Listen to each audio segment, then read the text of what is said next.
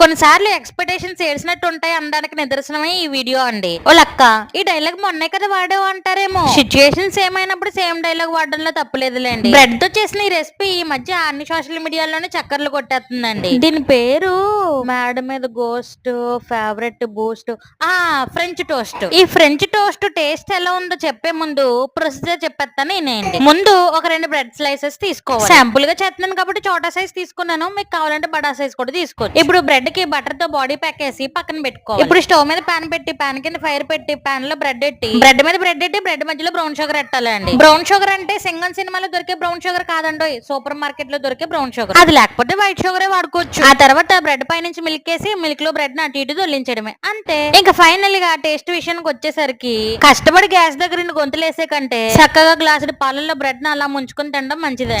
Same but different అనుకున్నాను, same but as it is same.